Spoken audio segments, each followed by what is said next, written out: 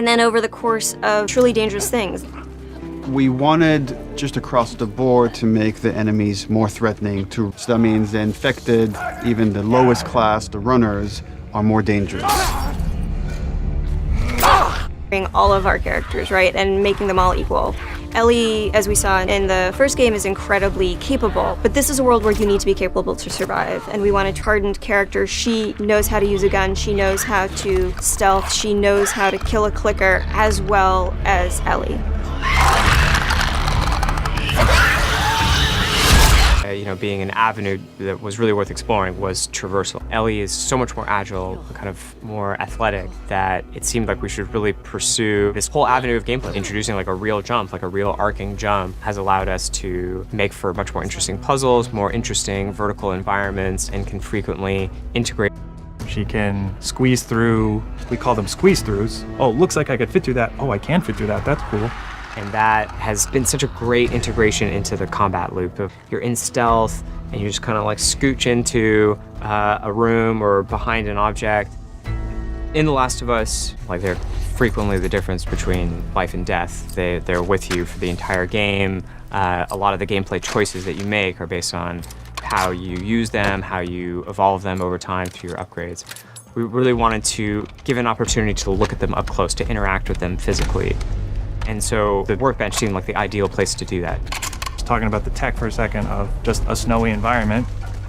We snow stuff you'd expect, brushing by on horseback, a branch and the snow falling and collecting on the horse, like all these things you would expect in a realistic grounded world. We have it goes from more of a clear day into a blizzard. It's all just... Dina, where are you? You're infuriating. Have you met you? Ellie started going down this road of revenge. She finds herself in Seattle. Called the WLF. They're kind of a little bit like a militia that has taken over the town, and they have that a male trespasser has been spotted, and she knows that the WLF are closing in on him. And so we find her negotiating this abandoned hillside suburb. And she's guard dogs that the WLF are using. Dogs have a new sense of perception to bring to the table, which kind of puts this really interesting wrinkle on stealth gameplay, where so far you've been dealing with sight and sound, trying to stay out of sight, trying to move slowly to be quiet, but now with trail. If you go into listen mode, you can see, we have a visualization of that sense, so you can see like when the dog is sniffing you and where it's going. We're introducing one of our new infected classes, the Shambler. And the Shambler, corrosive clouds. And because we have this evade mechanic, you can kind of go toe-to-toe with someone, and we can have these boss fights that we weren't able to have before. So you guys can go back and forth and exchange combos and evade each other and slam each other onto like barely surviving by the edge of her abilities.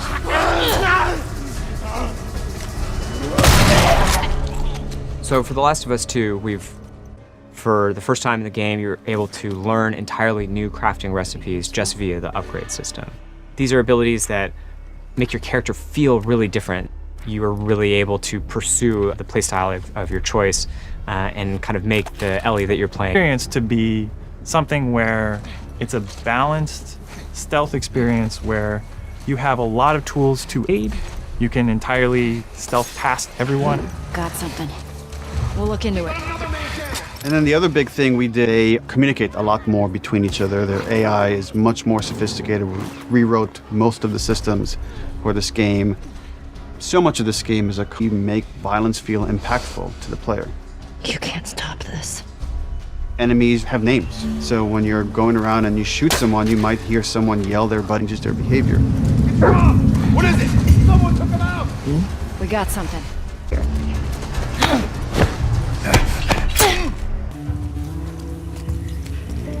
We're always trying to strike a balance of getting people excited for this game, show them a bit more of a glimpse of the 3 hours of the game. You're seeing 2 different seasons, 2 different times of the year.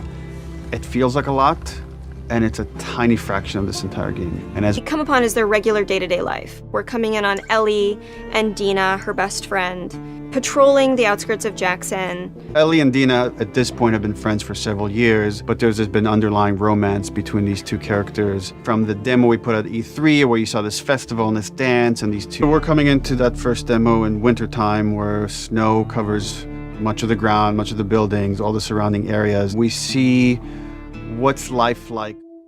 Scale of 1 to 10. How would you rate our kiss from last night?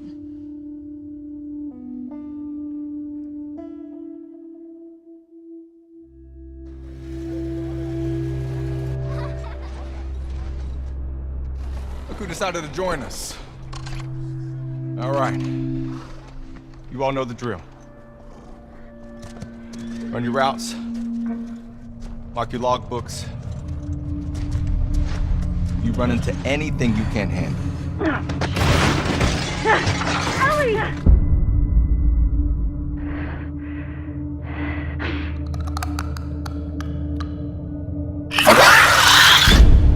You come back.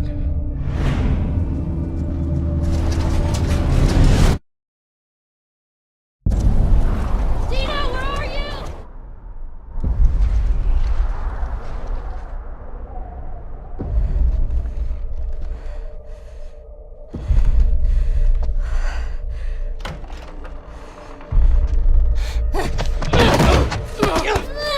Get off me!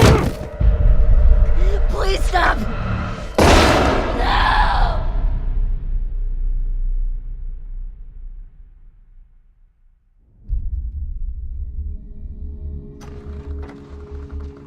Tommy, I have to finish it. You have no idea what you're walking into. What are you doing? You don't know how large that group is, how armed. I don't care.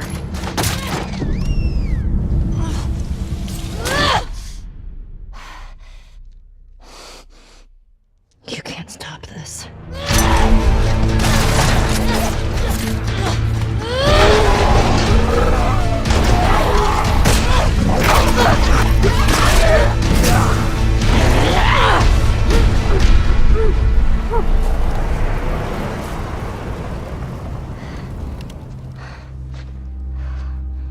What the hell are you doing here?